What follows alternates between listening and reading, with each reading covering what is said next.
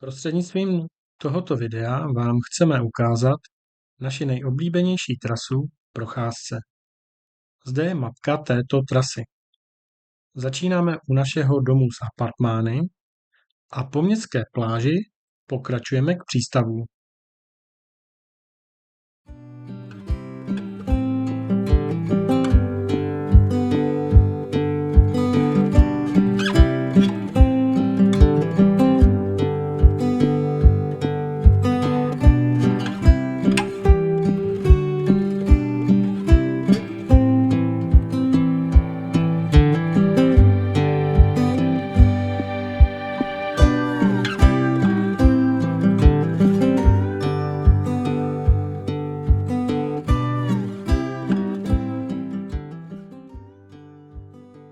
Míjíme kostel, jehož věž je dominantou Srseru.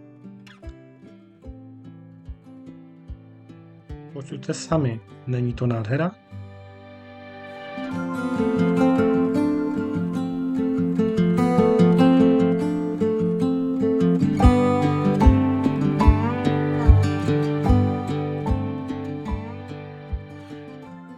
Cesta pokračuje dál podél pláže s dětským hřištěm, kde se po pár metrech silnice změní na betonový chodník pro pěší.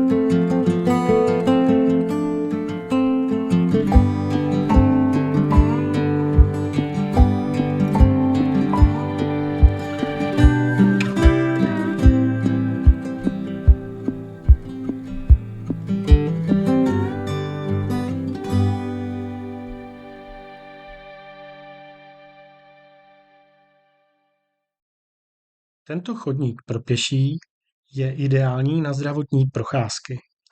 Chodník lemují lavičky, na kterých si můžete odpočinout, nadýchat se čerstvého mořského vzduchu a pokračovat v klidu dále.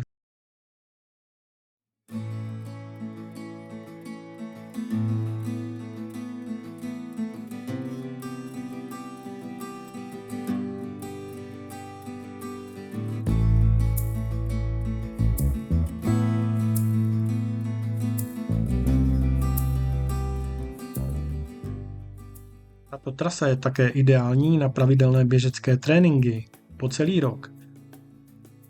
Pod začátek Drače a zpět 5kilometrový úsek, anebo je možnost ho protáhnout až na konec Drače a zpět, což měří 10 kilometrů.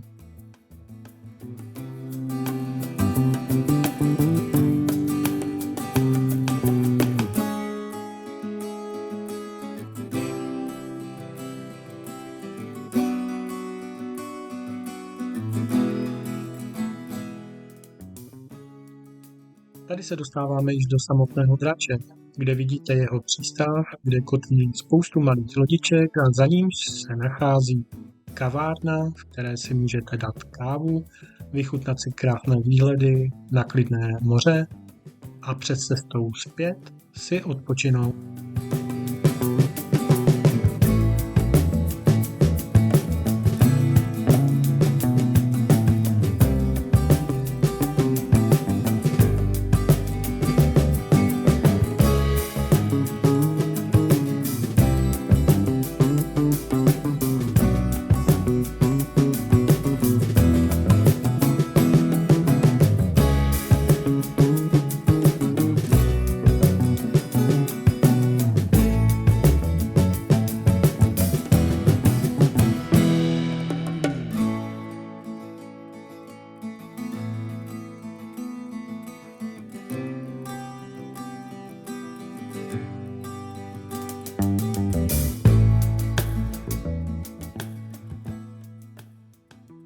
To byla naše nejoblíbenější trasa ze Sreseru do Drače a zpět, kde jsme již na zpáteční cestě a postupně se dostaneme zpátky až k našemu apartmánovému domu, kde vás rádi přivítáme.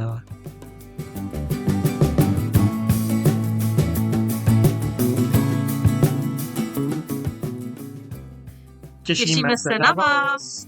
Ludmila a Vojta.